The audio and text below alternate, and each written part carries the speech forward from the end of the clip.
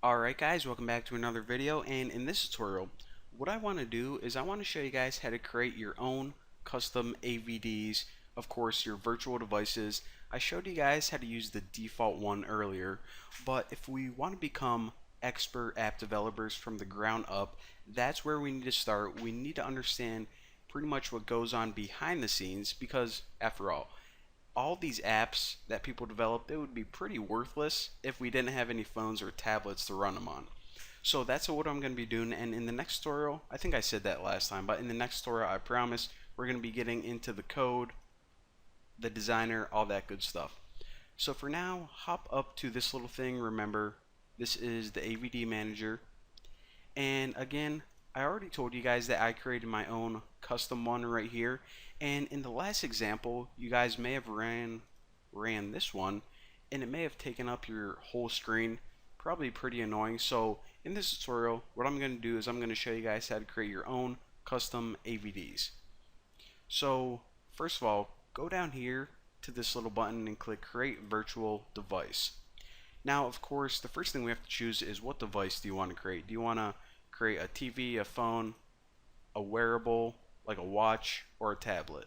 Well, I'm just going to go to phone, and then once I click that, I get all of the definitions of phone.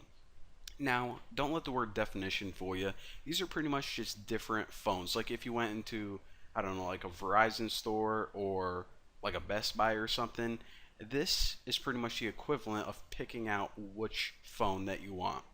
So, of course, this edited one is one that I was working on earlier, but let's just go ahead and pick out, let's use the Galaxy Nexus. That was actually a pretty popular one. So this is the Galaxy Nexus phone.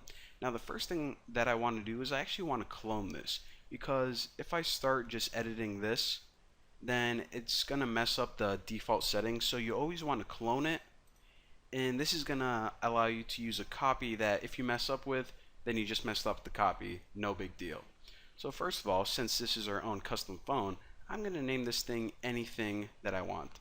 So we'll say that I don't know, we'll say that we're making the slimmest phone in the world. So I'm going to call my phone Slim Shady, the new phone that's going to wipe out Samsung, wipe out Motorola. Slim Shady is the next big thing. Alright, so anyways, there's my little daydream.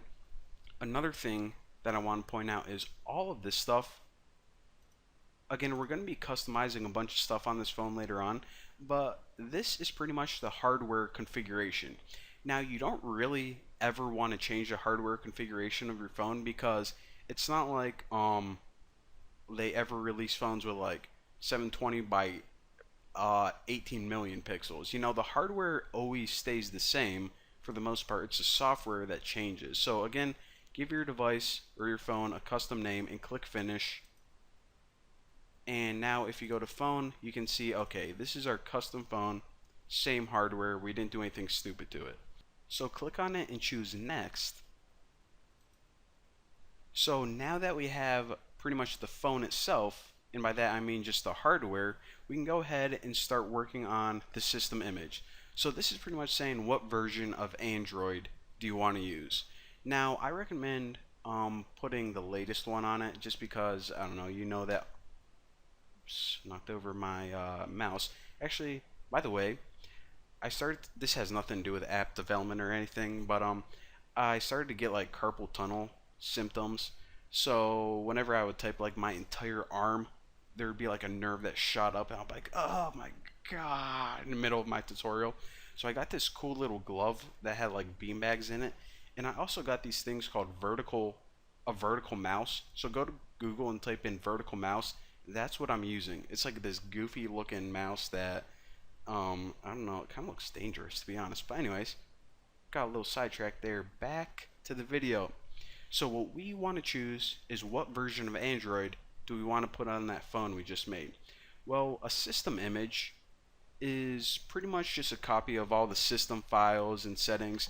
Pretty much just think of it as like your main system, your main computer. So the one I like to use is just x86 from Google. These all are open source. But I always just went with Google because I don't know, they have like the best developers in the world, and you always know that their system image is nice, working correctly. It never gave me any problems, so I like to choose that one. Click next. Now here is where I like to do a couple of things to pretty much customize my virtual device. So again, this name looks pretty good. All right, that looks good. That looks good. One thing that I like to do is I like to go to scale, and right now, the one you just saw, Bucky's phone, that was 4 dp on device, 1 pixel on screen. Now what this does is it just shrinks it to make it fit better on your screen. Because again, this screen size of the phone, it might be bigger than your desktop screen size. So again, whenever you're developing, it's going to give you some problems. I usually choose 4 dp on device. 10 dp is like a really mini phone. It looks like, I don't know, like the size of your, it's just way too small. So again, I'm going to choose, that was embarrassing. Anyways, moving on. So yeah, that's what I like to do.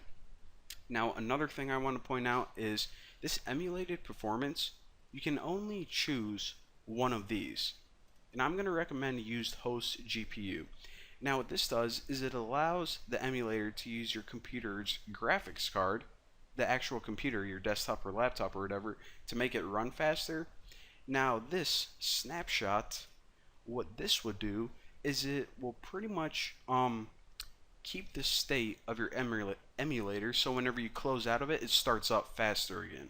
So the reason I don't like this is because whenever you close your emulator, it has to save everything and it takes a little bit of time to close out. So I'm going to recommend use host GPU, which pretty much speeds up your emulator, and during your development process you can just keep your phone running. So you know, as long as you keep it running, you shouldn't have any issues at all. So now that we have our virtual device set up, just click finish, and this takes a while to actually create it.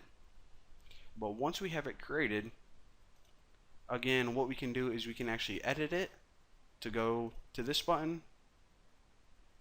And of course, if you ever want to change any settings, maybe, okay, that was actually a little too small, so I'm going to boost that size up. You can do it right there.